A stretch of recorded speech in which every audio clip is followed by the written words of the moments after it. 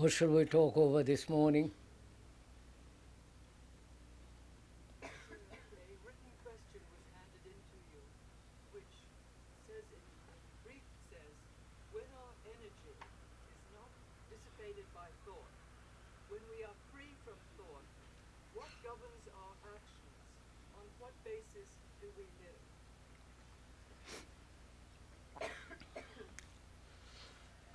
The question is,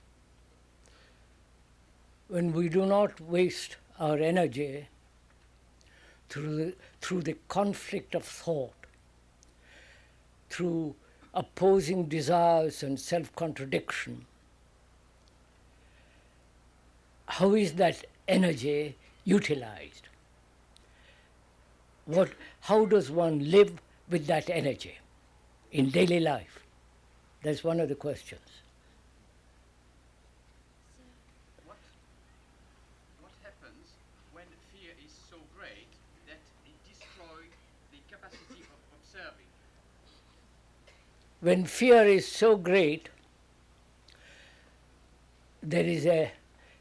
one is paralyzed or lack of capacity, and one loses observation.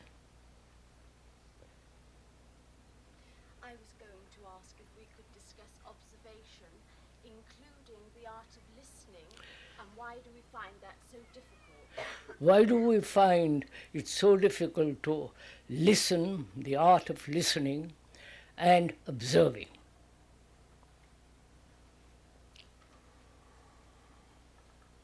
Could we go on discussing what we were last time?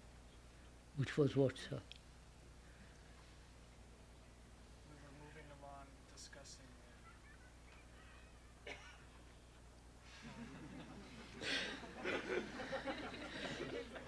I'd forgotten too.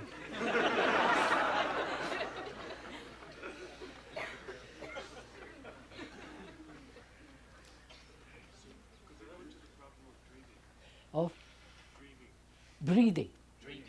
Dreaming. Could we discuss the problem of sleep and dreaming? Sir, we discuss the role of motive and effort in relationship to these thoughts. Motive, effort in relationship to thought. No, in relationship to these talks. In relationship to thought.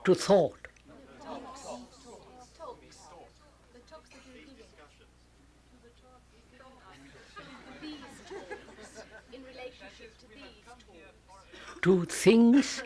In relationship to these talks. What is in relationship to these thoughts, to these talks? What? I don't quite understand the question. What is our motive? What is your motive for coming here and listening to these talks? Motive and effort involved in coming to these talks. I should think you would be able to answer that better than I, won't I?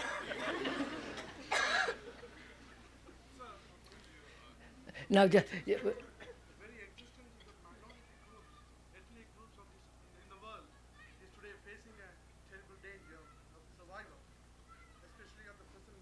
yes, sir. And transformation of one's mind takes one away from taking part. Could you please? Yes. What is one to do in a world where the minority group in this country or in any other part of the world, how are they to survive, and what do you say about it? Right? Could you softly say something about enlightenment? What is enlightenment and what does it mean to you? The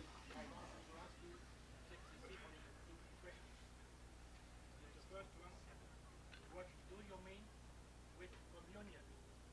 And the second, can you say something about communication and communion? What is communion. What do you mean by communion? What's the relationship between communication and communion?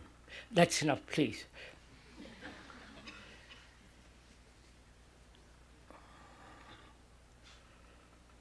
Could we take that first question, which was, would you kindly repeat that question? When through awareness one passes beyond the action of thought, what then governs our daily life? Right. What is the basis of our Right. daily life? May we take up that question? That is, when one understands the nature and the structure of thought, and the things that thought has put together in this world as racial minority, as color difference, national divisions, and so on, when thought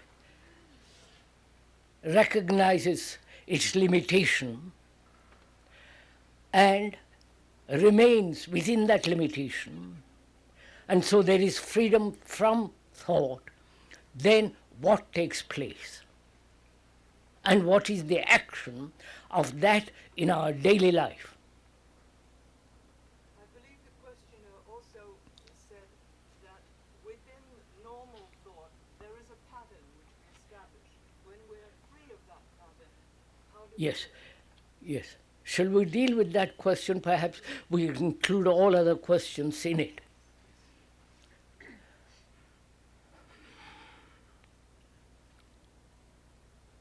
Can we go on with that question?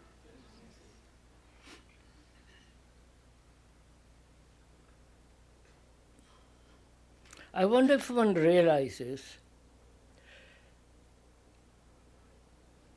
for oneself how thought is very limited.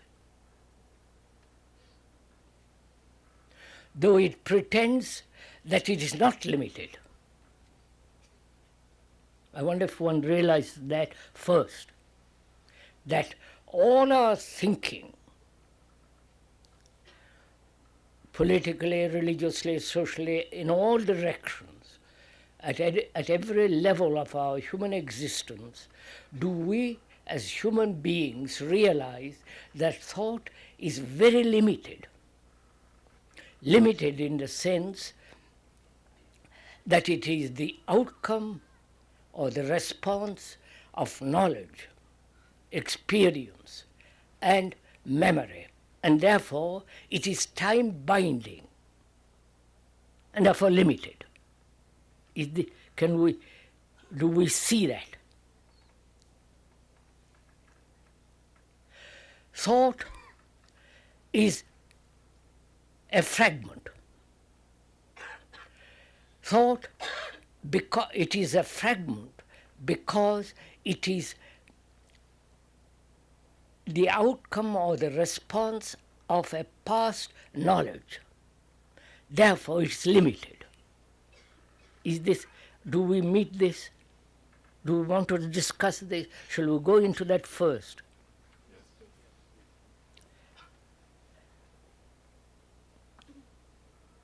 Can thought perceive the whole? The whole in a sense, the whole of human existence, both the conscious as well as the unconscious, the various divisions which thought has brought about, various divisions in religion, in political thought, and so on and on. So thought is a fragment because it is based on knowledge. And knowledge is experience, stored up as memory in the brain. I think this is, most of us would accept this, that thought is very limited. Could we, from there? And thought, whatever it does, whatever its actions, its capacities, its inventions are still limited. divisive. That is, it has divided the world into nationalities, into minorities, into color prejudices, all that, the divisions between Catholic, Protestant, Hindu. It is the result of thought. Right? I think this is fairly obvious for those who have at least think about it. Next question is, do we see that as a reality? Because we must differentiate between reality and truth, which we are going to now examine. Do we see the reality in the sense what is actual, not what should be or what might have been, but actually what is? Do we see actually what thought has done in the world, both technologically, with all its vast, extraordinary development, and what thought has also done, wars, antagonism, all the rest of it. That is a reality, including the illusory illusions that thought has created. I wonder if we see this. You understand my question? Do we see the reality of thought and its action?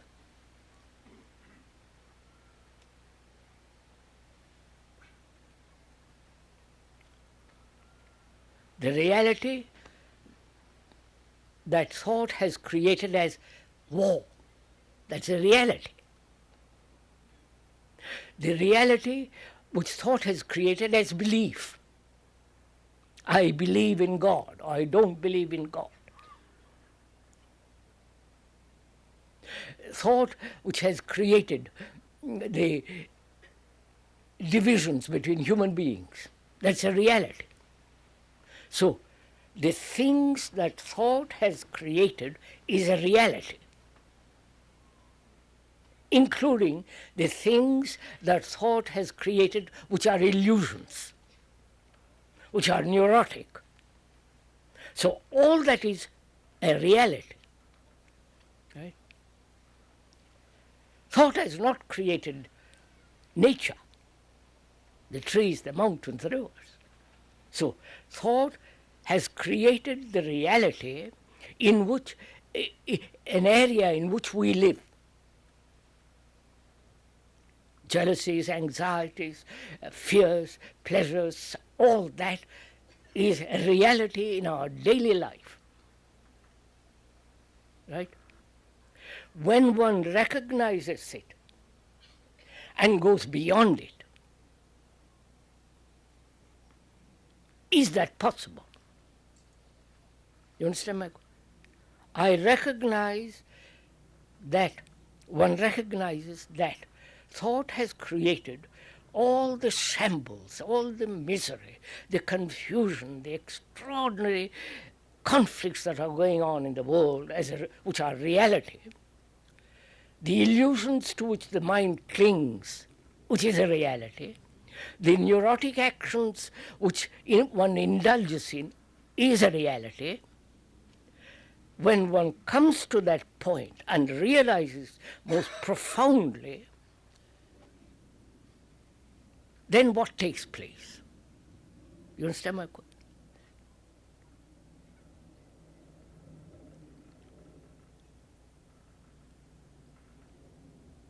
What takes place when one observes actually that thought has divided man?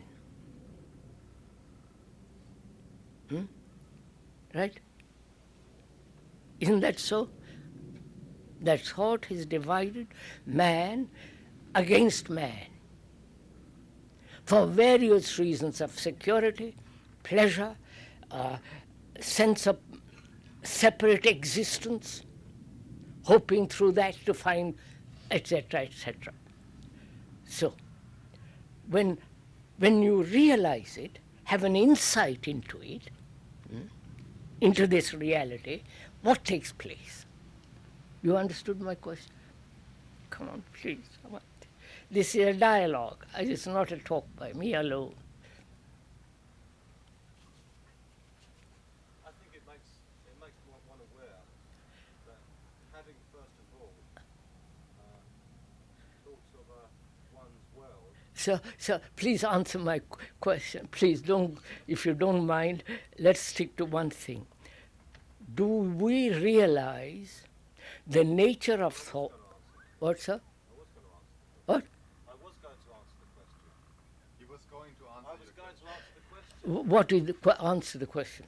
Well, I think that when you become aware of this reality, then it becomes unnecessary. No, does it? Because there could be infinite other ones. No, please. When one realizes, what do we mean by the word realize? Which means you actually see the fact, or you have an insight into the fact of the movement of thought, what thought has done in the world, right? The beautiful things, the appalling things, the technology, what thought has done in the world. When you have an insight into it, then what happens to your consciousness? You understand my question? What actually takes place when you realize something? And how do you realize it? You don't know.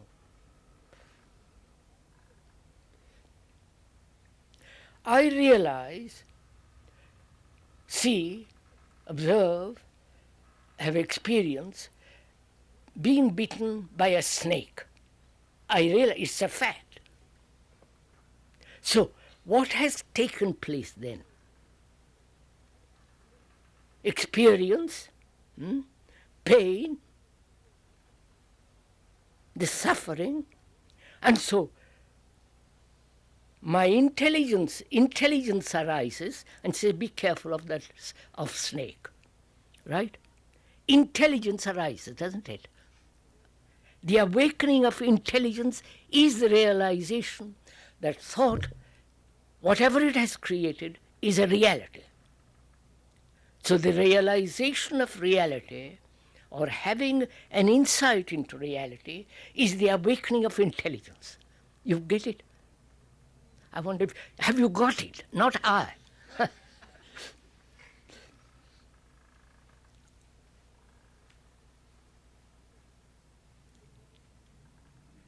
So you see the limitation of thought.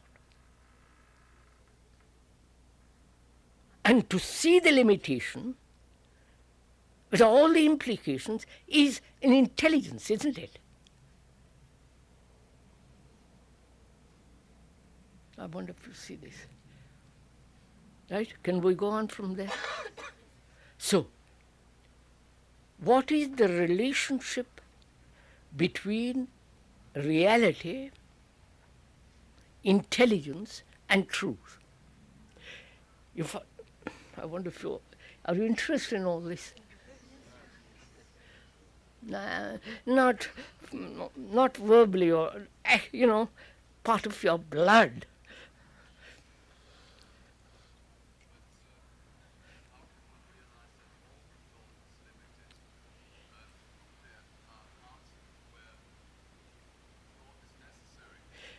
So we said that.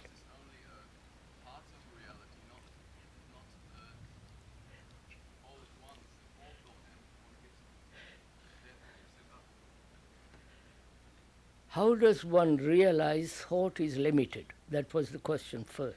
He asked that question. We said thought is limited because it's fragmentary. It is fragmentary because it is the response of memory. And memory is very limited.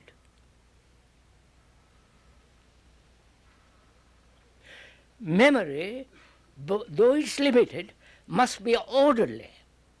I wonder if you see all this.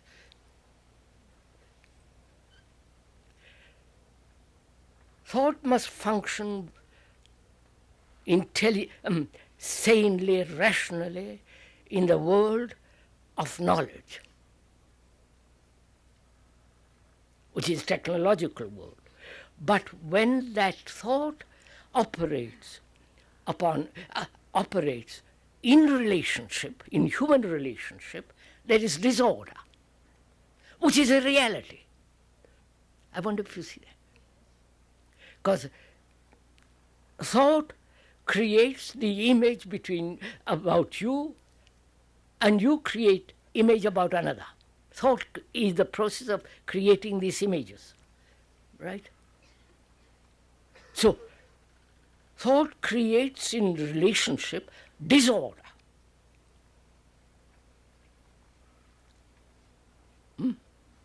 No? So, disorder indicates the operation of thought in relationship, right? And when thought operates in the field of knowledge, it is orderly. Technological world must be completely orderly.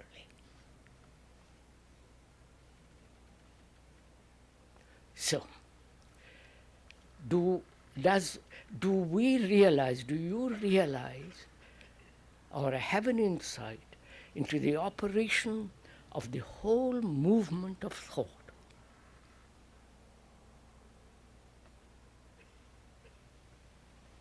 How its nature, its structure, its activity, both the conscious level as well as at the deeper level, the whole movement of thought, which is part of meditation, not the control of thought, but the awareness of this movement of thought and seeing its limitation.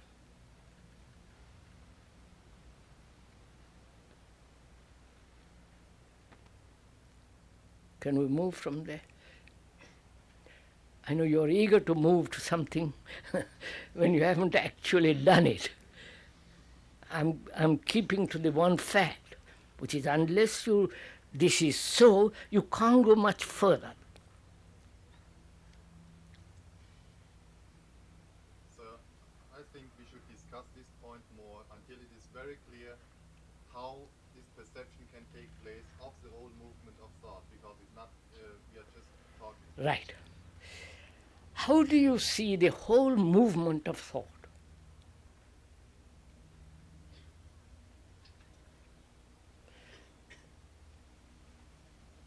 How do you see the totality of something? You understand?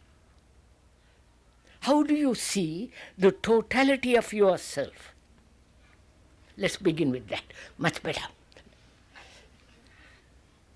How do you see the totality? The dreams, the division between conscious and the unconscious, the innumerable prejudices, fears, anxieties, grief, sorrow, affection, jealousy, antagonism, faith in something which is non-existent but you believe. And especially the Christians have this thing, faith. So do you see the totality of all that? Not fragmented, not each fragment. You understand what I'm saying? No? So how is it possible to see the totality of all this? What prevents us from seeing the whole movement of this? My attachments, my prejudices, my beliefs, my experience, my desires, contradictory, conflict, misery, confusion, you follow? The whole of that. What prevents us from seeing the totality of this? It's only when we see the totality of it, there is a complete action. Otherwise, it's a fragmentary action. Are we meeting each other now? Our life is fragmented. I go to the office, I'm a different person there, fighting, ambition, all the rest of it. Come home, and I'm a different person there. And I go to church, if I go to church at all, I'm a different person there, and so on. I'm fragmented, broken up. And so our actions are broken up, and therefore contradictory. And therefore each action brings its own anxiety, its own regrets, its own confusion. So to end all that, I must see the totality of it. Right? So totality of my life. My actions, my desires, my relationships, my longings, my fear, all the rest of it. Now what prevents it?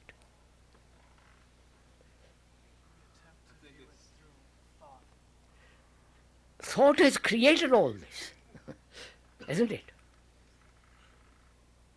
When I look at jealousy, I am looking from the point of jealousy at jealousy, and I think that both things are different. Yes. I can never see the That's one point. That is, the observer is the observed, which we went into. I don't want to go into that thing over and over and over again. It gets rather boring. Sir, I think the sensation of fear, the sensation might prevent us to see it. Yes, yes. Fear. Does fear prevent you from seeing the totality of life, of your life?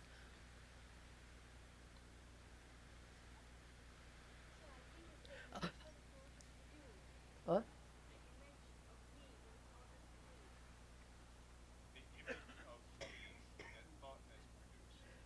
Me, that thought has produced. But the me is the totality of all this. Isn't it? My fears, my anxieties, my sexual demands, this, that, 10 umpteen different things is me. What prevents? Oh God. You're not answering my question. We have not got the energy. Huh? We have not got the energy. When you've got the energy, haven't you got the energy? Haven't you got the energy to come and listen to these unfortunate talks? Huh? You have taken the trouble, money, all that, to come. You've got plenty of energy when you want to do something.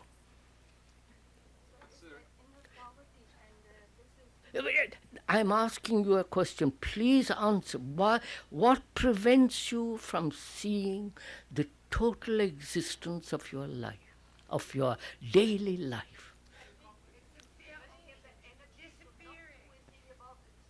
Disappear with the thought you have about yourself, which creates this false image of yourself. If you stop that, then you might disappear. You are not answering my question. I don't want anything, sir.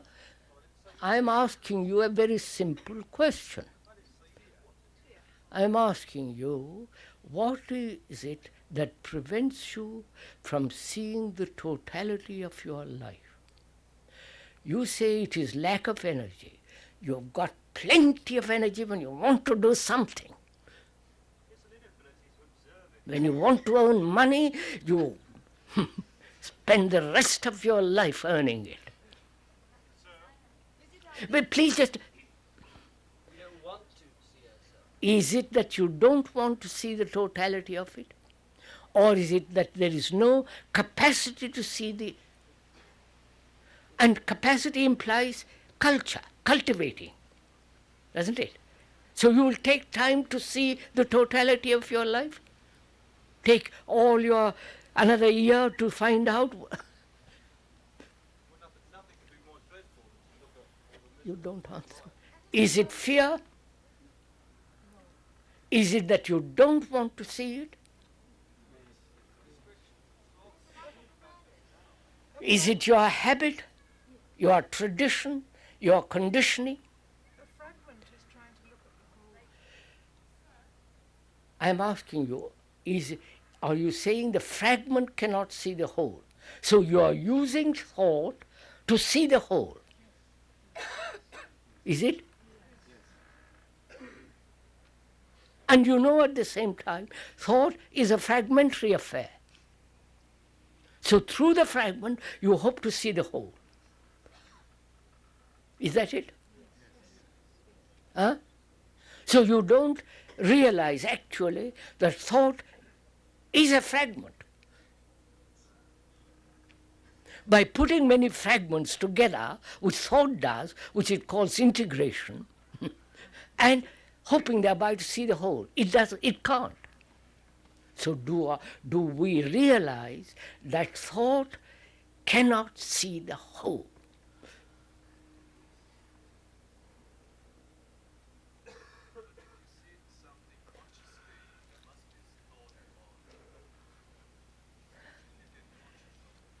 Excuse me, sir.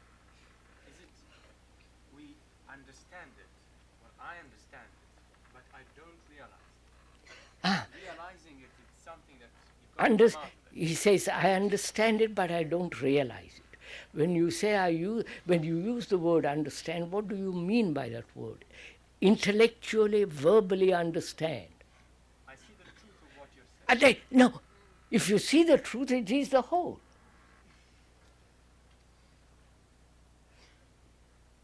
No, please, don't answer me. Would you kindly look at it for a minute? Don't answer my question. Please find out please listen to what I'm saying. Listen. You understand? Listen. Not translate what I'm saying into your own terminology. Don't interpret it. Just listen as you would listen to the wind. The wind among the leaves. Just listen to it. I'm asking you, what prevents a human being like yourself to see the total movement of your activities, which bring sorrow, pain, the whole of it at one glance?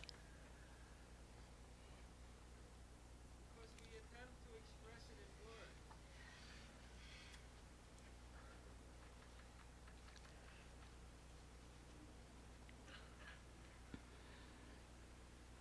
I think because if you're really confused, What? if you're really confused in yourself, how are you ever going to, how can you get it together in just one?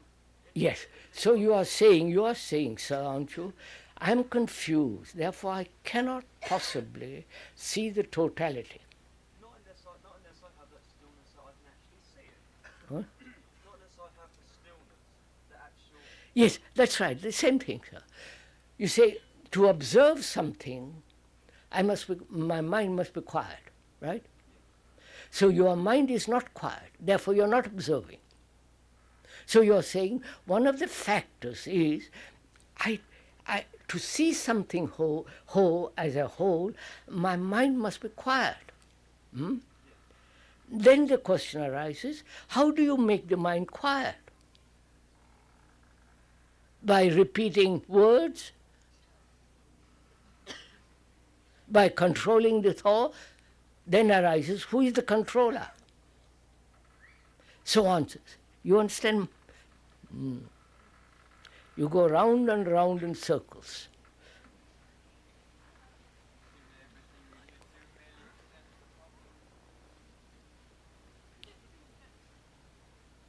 Instead of willing to change and willing to observe the whole, you have been lazy and hoping to receive the technique as a present.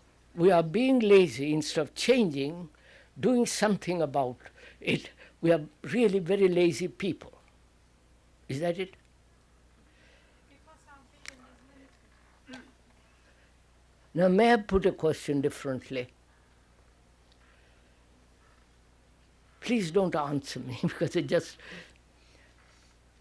Are you aware, if I may ask that question most politely, without any disrespect, are you aware that you are conditioned?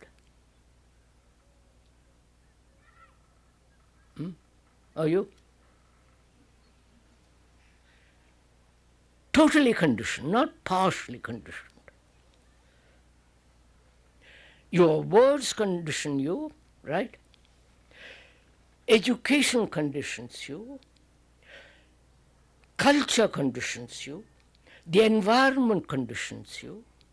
Propaganda of 2,000 years or 5,000 years of priests have conditioned you.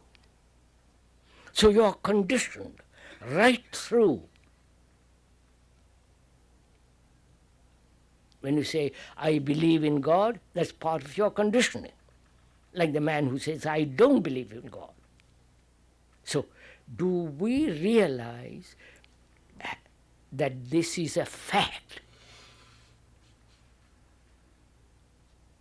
A total conditioning.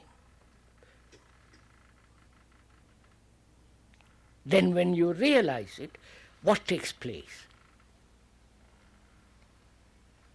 Do you then say, I must uncondition it? You follow? Then who is the I?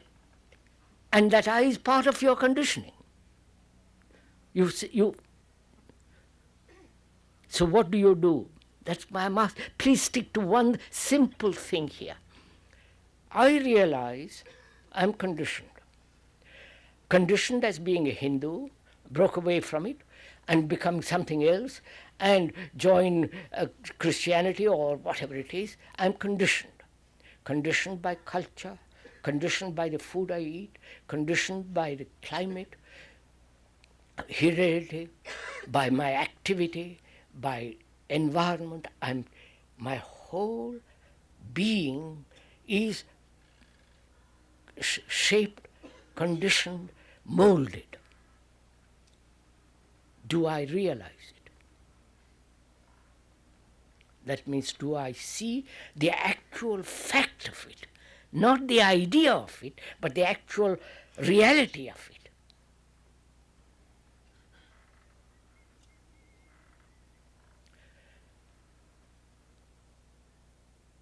That is, it is so. It's raining. It is a lovely day, it's a fact. It's a windy day. In the same way, do I see the absolute reality that my mind is conditioned?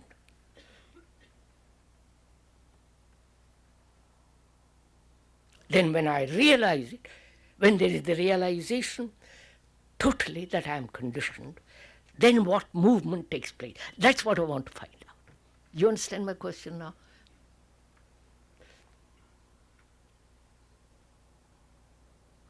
Then do I say, yes, I am conditioned, it is terrible, and I must uncondition myself?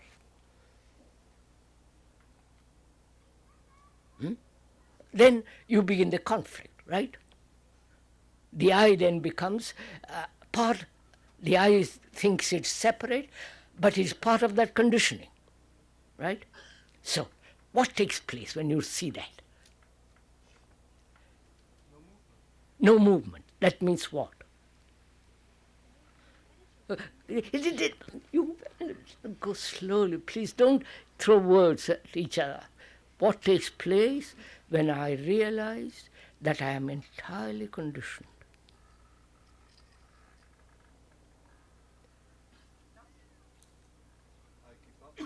Action ceases, doesn't it?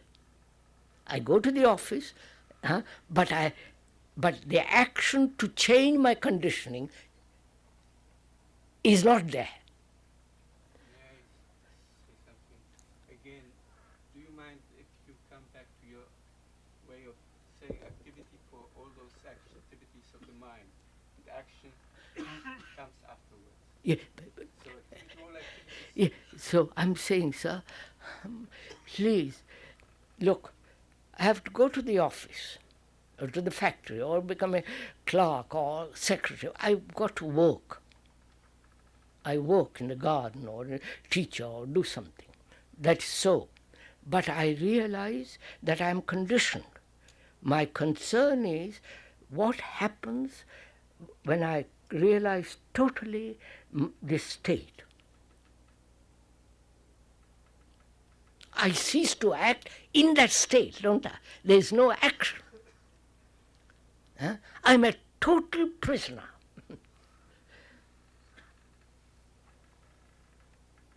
I don't rebel against it.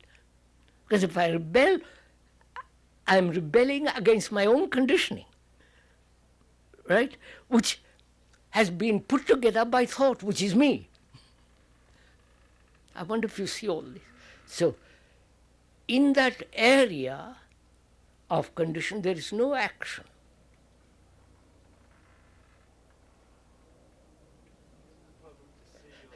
Just listen, there is no action, therefore what takes place?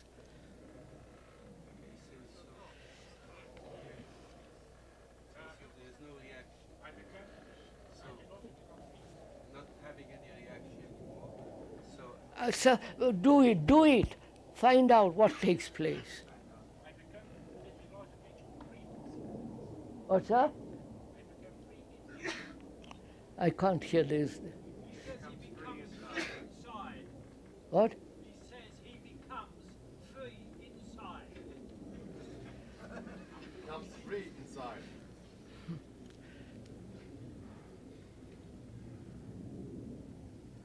You get very tired and sad and hopeless. Yes, sir, you're tired of the whole thing. So what do you do when you're tired of the... Wait, take it up. When you are tired of the whole thing, what do? one gives up. You take a rest from it, don't you? God. When you are tired of something, when you are tired, you go and lie down, sit quietly. But you are not doing it.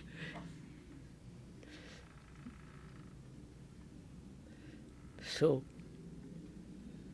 then only when the mind is quiet, you see the totality of your life, right?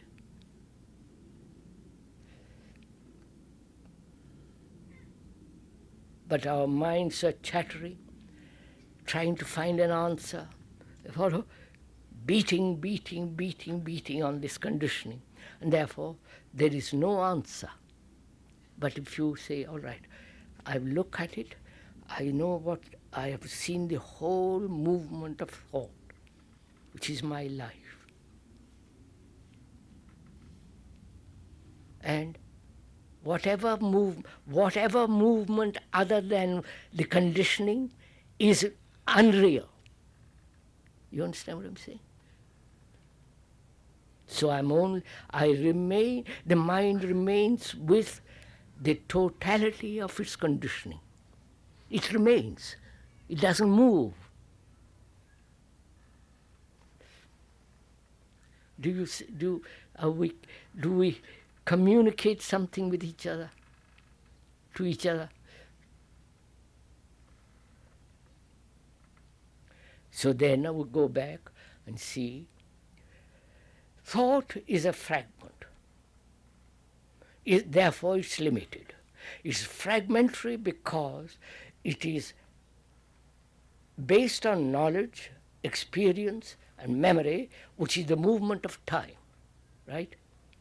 So thought, whatever is caught in the movement of time is limited. That's obvious.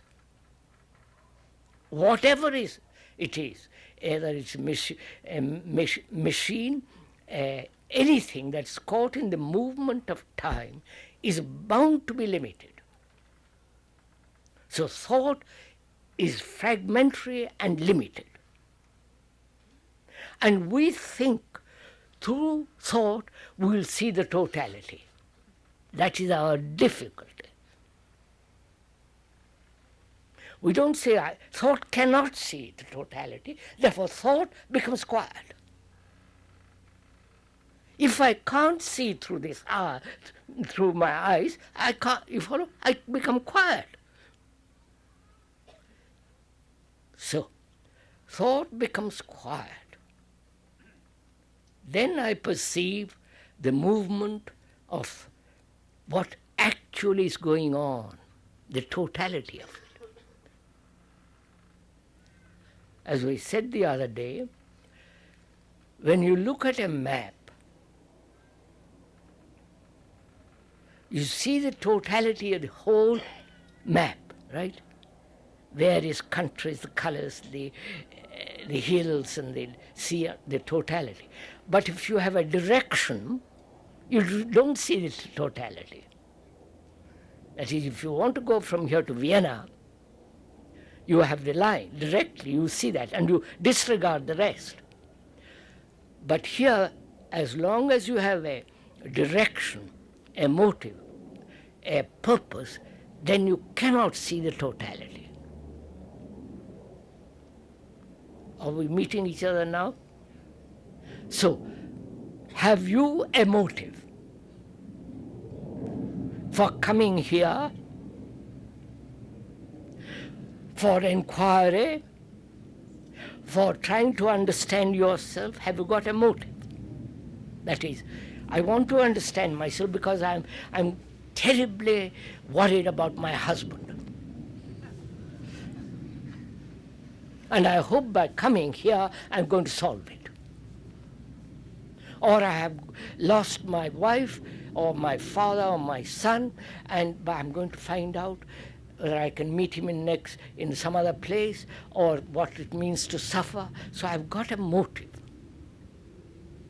So as long as I have a motive, I cannot listen properly. You understand? As long as I have a prejudice, I can't listen to what you're saying. Or I have read all the books that you have written, and I can repeat all of it, and I repeat. And obviously that prevents from listening. So,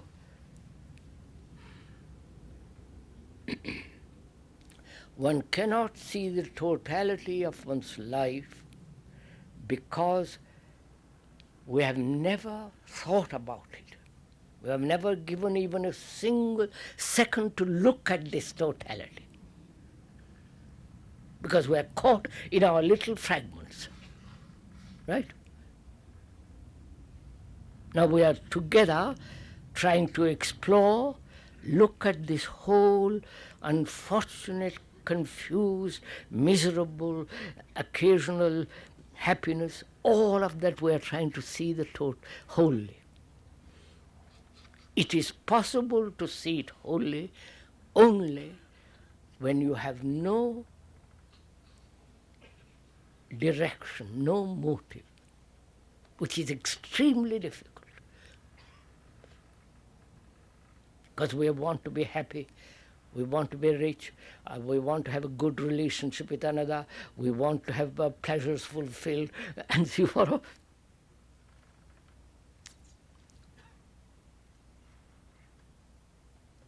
So what happens then, that's next from the same question, what happens then when you realize, when you see actually the total existence as you see it in a map, clearly outlined, everything clear, everything in its place, orderly.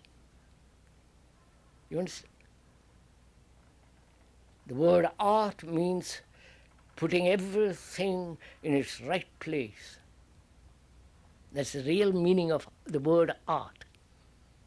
So having put everything in its right place, then what takes place? Putting my office in the right place, my relationship in the right place, you follow? Everything in order. They've come back.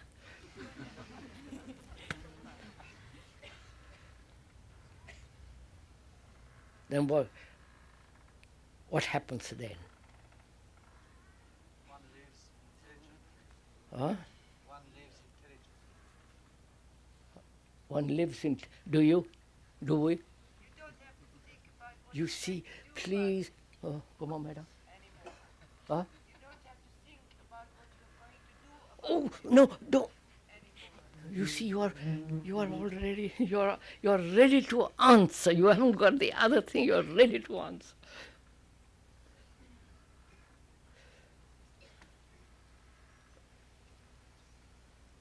Have we put our house in order? Not the house, the deeper house. Have we put everything in order? We are in disorder, aren't we? Huh? Unfortunately, we are in disorder. Now, just keep to that disorder. Let's understand that disorder. Because out of the investigation of that disorder, order comes. Right, sir? Not try to bring order. I wonder if through negation comes order. Look, politically, if there is disorder in the country, out of that very disorder, tyranny grows, right? That's happening in India, that's happening all over the world. Where there is disorder, that very disorder creates the authority. Now, we are in disorder. Why?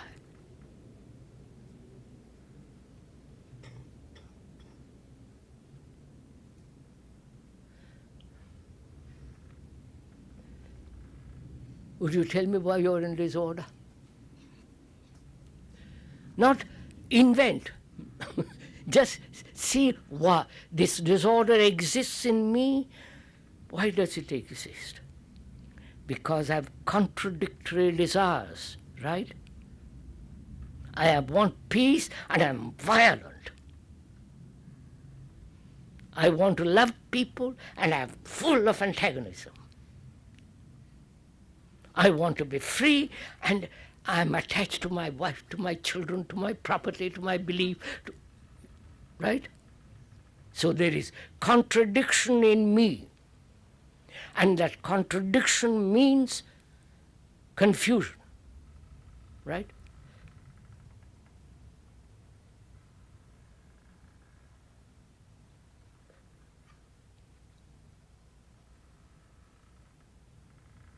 I am attached to my wife, to my husband, to my children.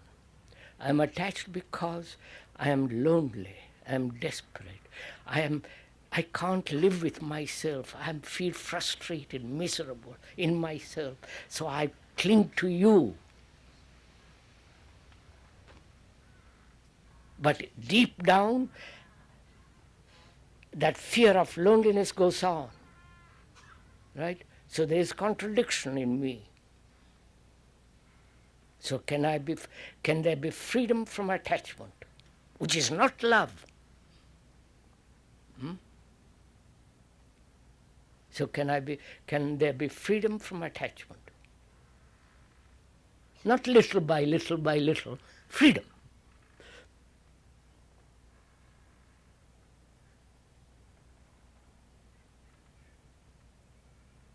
Yes, they can. Huh? You can? I'm not asking you personally, of course it can be, but is it so? Are you free?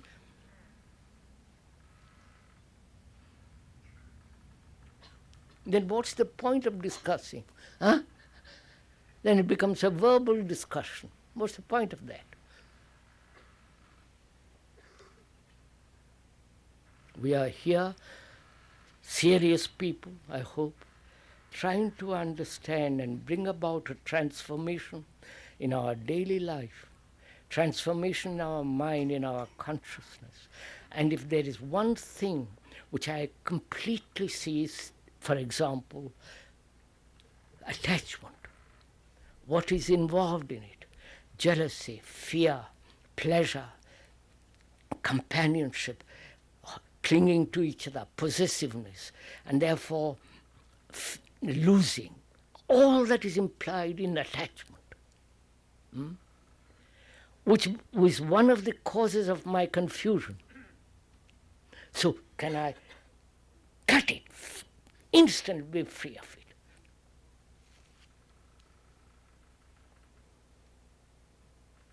Say we want to be free of attachment to things that we don't like.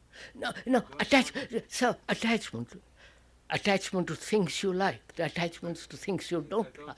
All of it, sir. Don't break it up too much, you know. What is in our being? That is what we feel about. We can't be free from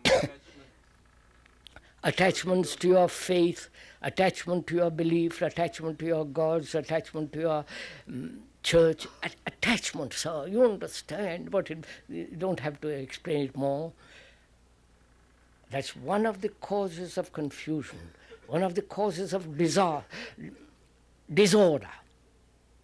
And to bring order, by investigating disorder, I find it is attachment, one of the factors. So, cut it. Because we are afraid to cut it. Because what will my wife say when I tell her I am not attached?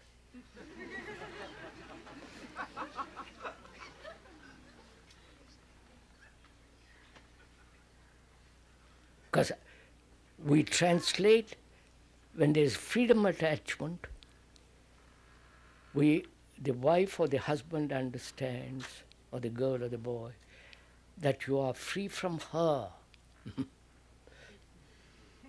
or from him. And therefore she clings to you, and so you're frightened to hurt her. And all the rest of it follows. But let me finish. Attachment, freedom from attachment means tremendous responsibility. You don't see that. Right?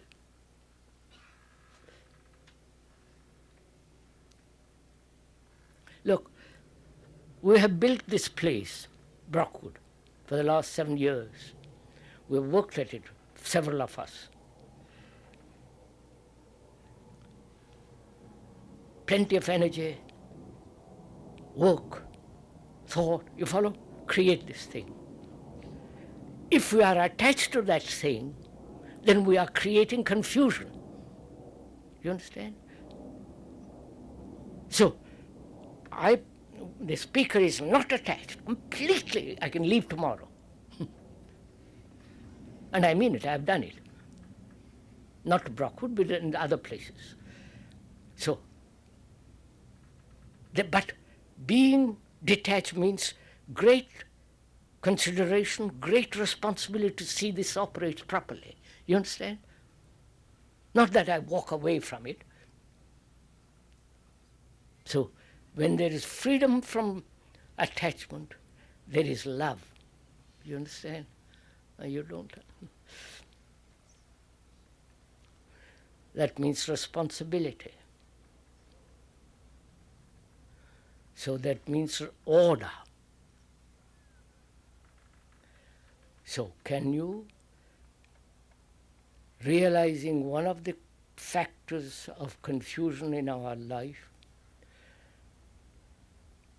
of our disorder and misery, is this attachment to ideas, to beliefs, to ideals, to one's country and so on, to wife, all that. Can one be free of that attachment? Not tomorrow, now.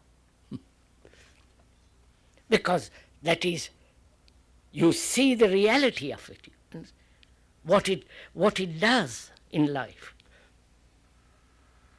I'm attached to my country, and therefore I'm willing to kill every other human being for my love of my country.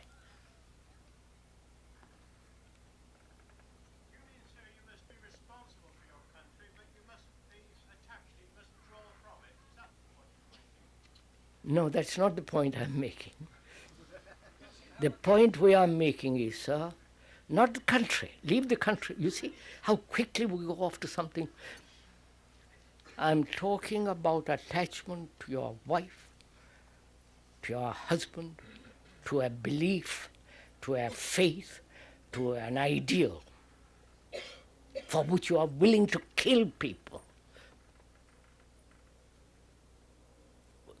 So there is disorder. Out of this disorder, there arises confusion. And therefore, in you there is confusion.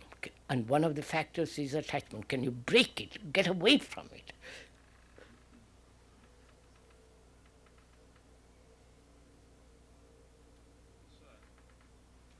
Part of the problem comes in when you say, can you break it? That means, we begin to... I understand. Of course, that's a quick way of expressing after saying the observer is the observed. I've been through all that. Can you end the attachment? Can there be an end to attachment? Let's put it that way, if you prefer it. Mr. Speaker, I think that every one of us, I think, will consider ourselves individuals. I question whether they are individuals. Yes. So, I mean, No, don't say yes. I'm saying, because I would like to think I'm an individual. You like to think. That I'm not collective. No, sir, but look, sir, please, just the word individual means indivisible, non-fragmented. That is, a human being who is fragmented is not an individual. But individual means one who is indivisible in himself. Please, sir, that's what it is. Now, just take this attachment. When you see the whole movement of attachment, jealousy, anxiety, hatred, division, possessiveness, dominance, you follow all that's implied in that word attachment, to see the whole of it is intelligence, isn't it? To see the whole of it. So intelligence says, be free of it. Not you say, I must be free of it.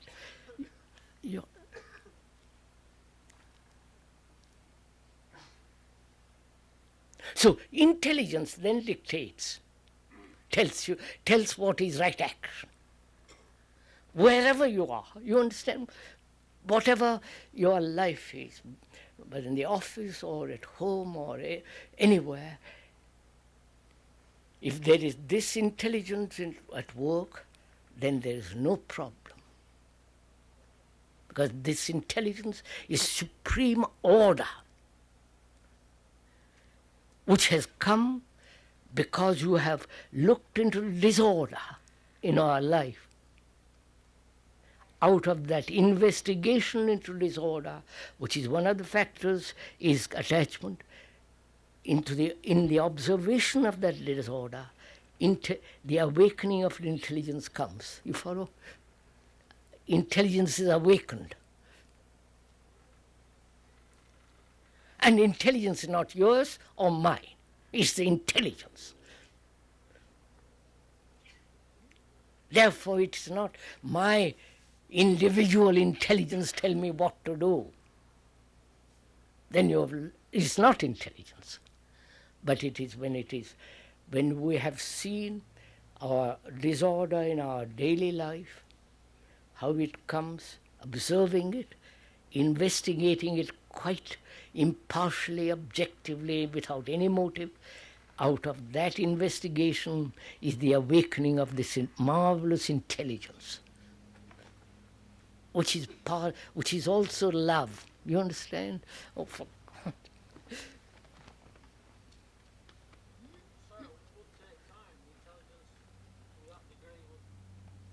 Does it take time?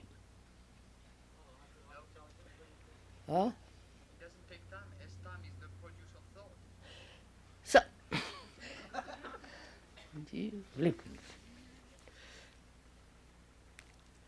does it take time to cultivate love?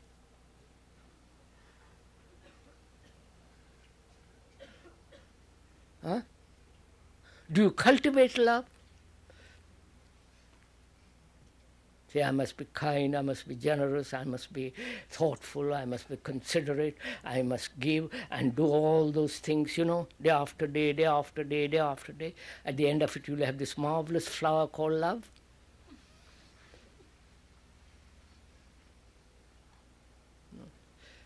So,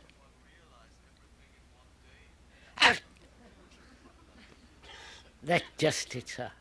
It is not in one day, now.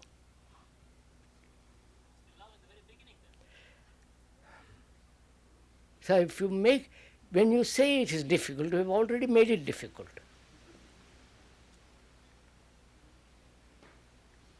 It may be the most easiest thing in the world. You don't know. But you have already come to it, saying it is difficult, it's arduous, I need tremendous energy, but you don't say, I really don't know. Then you are free to look, you understand? But you have already come to it with a conclusion. And the conclusion is the bondage, is the barrier which prevents you from actually seeing instantly. Is intelligence free of thought when there is no motive? Are you? So, is this supreme intelligence, in other words, inside? What? Is this supreme intelligence inside? He asks, is this supreme intelligence inside you? So in me? Inside of everyone. What side? Oh, excuse me, inside. Inside. What? Inside, I-N-S-I.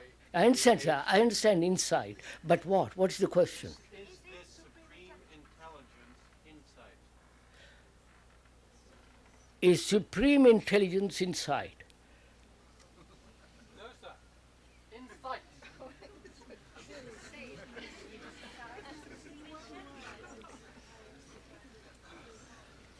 Is it What? perception? Is it perception? Is supreme intelligence perception? Is that the question, sir?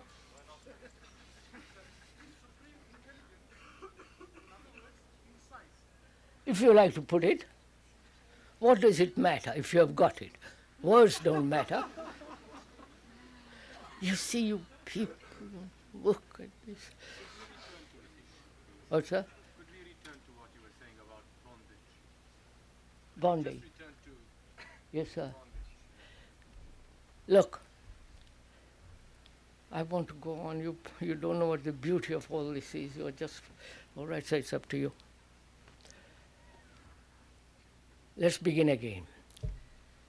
Thought has created this disorder, hasn't it? My house, my property, my wife, my country, my God, my belief, my sorrow, my pleasure. Thought. Thought has also created the center which holds all these activities, right? The me. Thought has created the me, in which all these activities go on, right? Thought has created this. And thoughts has created the problems, and thought says, I will solve these problems. And thought has never done it, right? Politicians right throughout the world say, we will solve all these problems through very careful thinking. Party politics, TUC, for the whole game. And they won't solve it because the problems are getting worse and worse and worse. So thought has created all these problems. Thought is me, thought is my problem, thought is the disorder in which I live. Right. So I see thought cannot solve the problem. Right? Do you see that, sir? Huh? Thought cannot solve my problem between me and my wife. Right? Right, sir? The problem is between me and my wife is that I think I'm separate from her. I have an image about her, right? I want, that image has been put together through thought for 10 years or 2 days or 50 years, right? And she has an image about me, right? I dominate her, I bully her, or I do this and that, all that, sexual pleasure, antagonism, all those are images between her and me, right? Right? So, these images create disorder, right? So I can never see my wife or my girl or my boy completely, wholly, what he is. You understand? Right? So, can there be freedom from image making? You understand? I have an image about my wife, about the politicians, about my neighbor, about my children, whatever it is. I have an image about them or about her. The image has been put together when she says to me, you are an ass, or she bullies me, or she wants something from me, etc., etc., all that. All those activities create an image in me about her, right? This is simple, right? I want to get on with it. And she has an image about me. So our relationship is between these two images. Correct? Which is what? The images of thought. Thought has built them. So thought has built these images, and thought, which is fragmentary, which is destructive because it's fragment, tries to solve this problem. It can only solve it when there is no image making. Then I can look at my wife and she can look at me as we are. Right? You understand? So is it possible not to create an image when she calls me something or other, when she nags me, when she says do this out of irritation, out of whatever? You follow all this. You know it very well. You are all married people, so I don't have to tell you all this. You may not be married, you have your girl, or it doesn't matter, sir. Don't bother. And I'm asking you, can you be free of the image you have about her?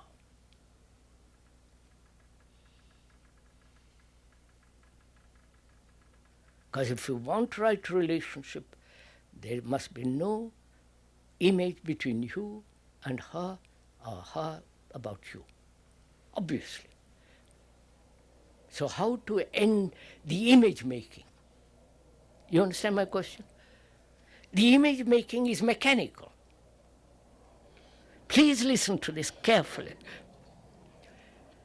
It is mechanical because when the wife says to me something ugly, it is registered. Or when she says something, say we are a marvelous man, it's registered. Right? You understand? The registration is the image making. Right? When you tell me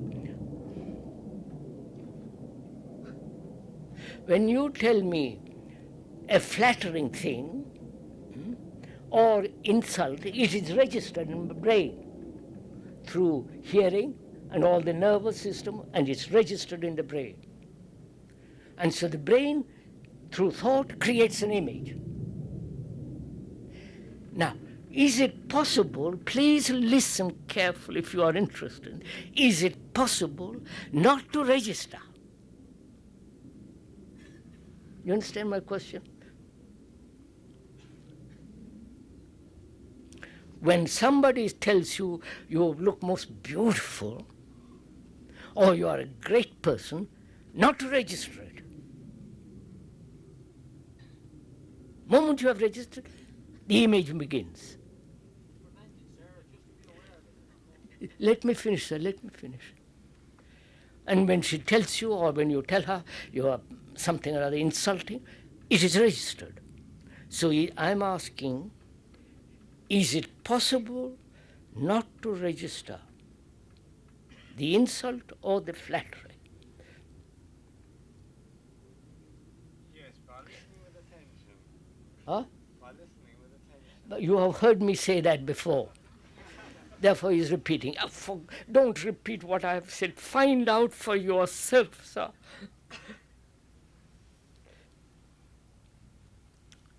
Personally, I don't read all these things. Look, you can do this whole of history of mankind is in you. You understand? You are the repository of 1,000 years or more, million years of human endeavor. You are that. Everything is in you if you know how to read it. So, please read this thing. That is, can this image making end? Find out. First, see how important it is that it should end. See the immense necessity, both socially, in every way, how important it is for human beings not to have an image. Say he's an Indian, he's a Russian, he's an American, he's a beastly this or that. Not to have a single image. Therefore, there is no minority or majority. I wonder if you see all this.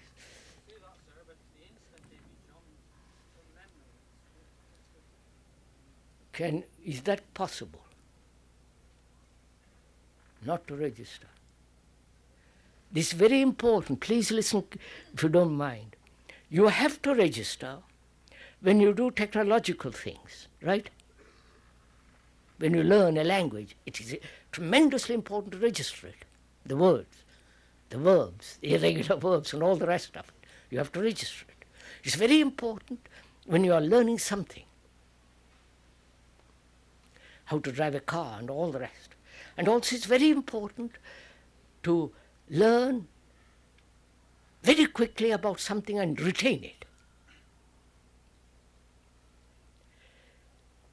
But not to register when there is in relationship between human beings.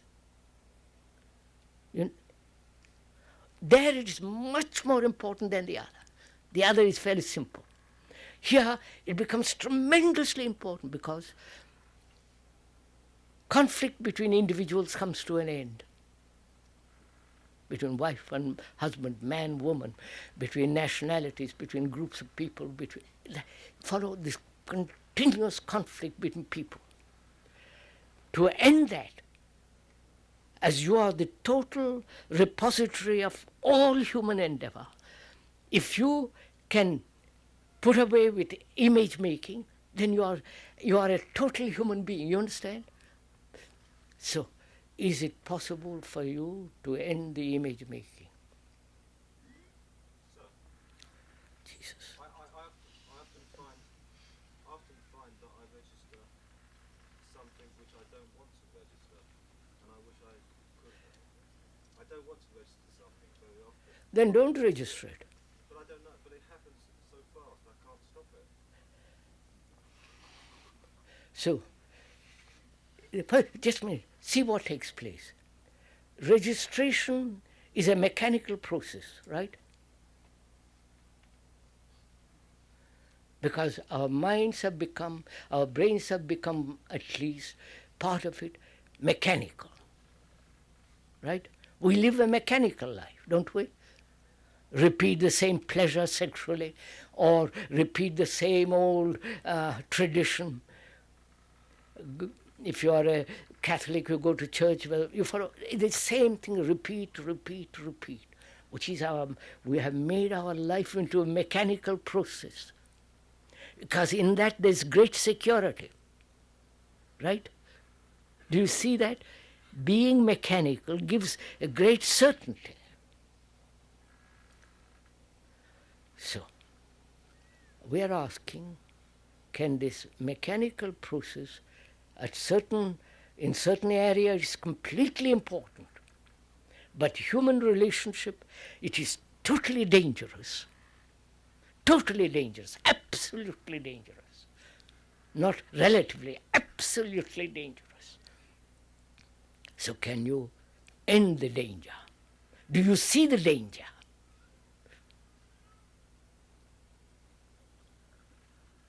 If you see the danger, it's over. When you see the danger of a precipice, you don't go near it. When you see the danger of a wild animal, you avoid it. But we don't see the danger, that's what. We don't see the danger of nationalities because they breed war. The selling of armaments. Look what is happening, for God's sake, your world, what we are making of it. I think we do see the danger, but we're unattached from it. I mean, we're not part of that. I mean, how can we affect? I mean, you say we can affect the whole consciousness of the world. You know, that's what you say. Not what I say, sir. No, but that is what you have said on certain occasions. You are the consciousness of the world. I've said it, but don't you see that? Yeah, well, you see, we're just a very small part. We're a very finite part of that. No. Sir, look. Oh, I don't want to go into all this. It's fairly simple, isn't it? You are an Englishman because you have been conditioned from childhood to think that you are an Englishman. You're a Catholic because you've been trained from childhood to think that you're Catholic, with all the beliefs, with all the superstitions, all the nonsense that goes on. And you're a Hindu because same thing, conditioned. Every human being right through the world is conditioned. That's a common factor. Therefore, you are the world.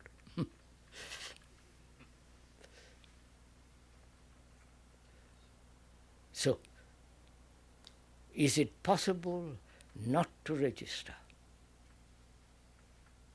That means have a mind that is totally innocent.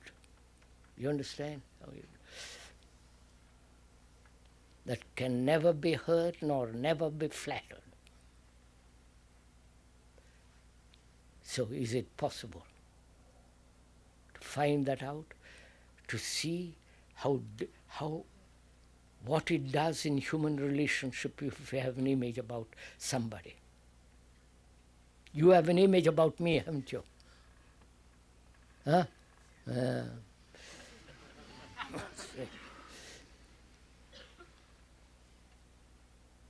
Therefore, that's what is preventing you from understanding the poor chap.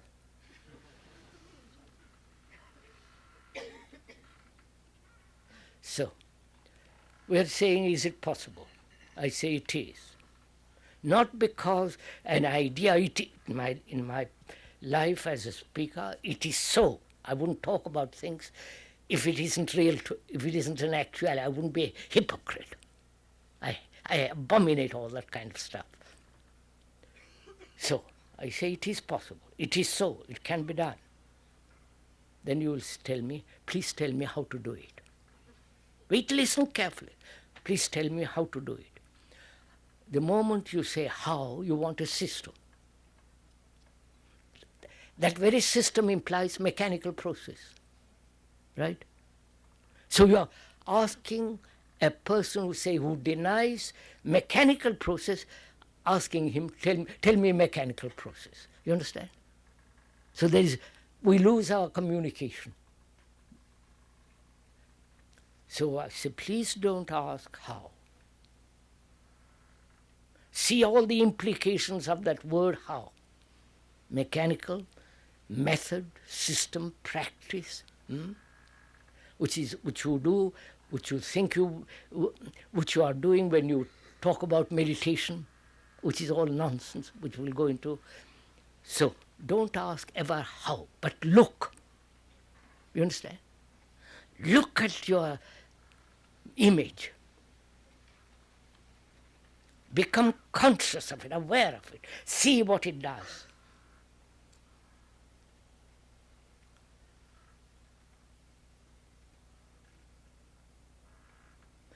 When you see what it does, are you looking at it from the outside, or you say, that is me, I am that, right? I am the image. Image is not different from me, right? Do you see that?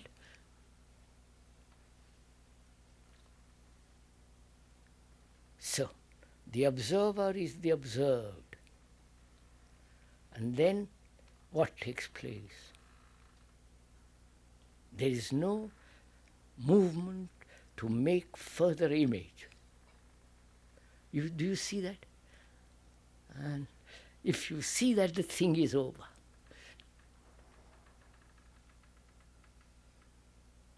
Quelle heure est-il, je vous prie? Oh, my Lord. So,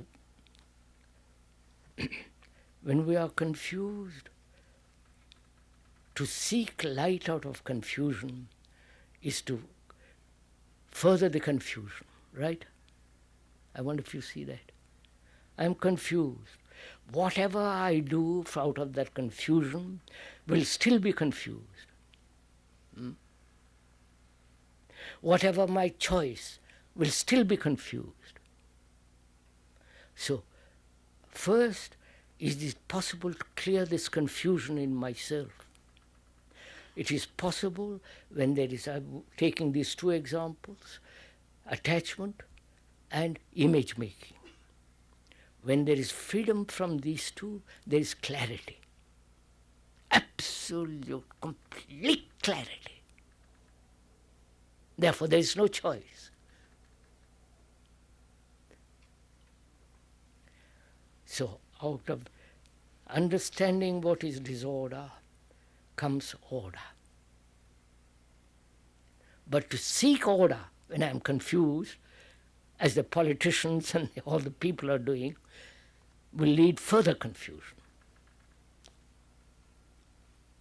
Right?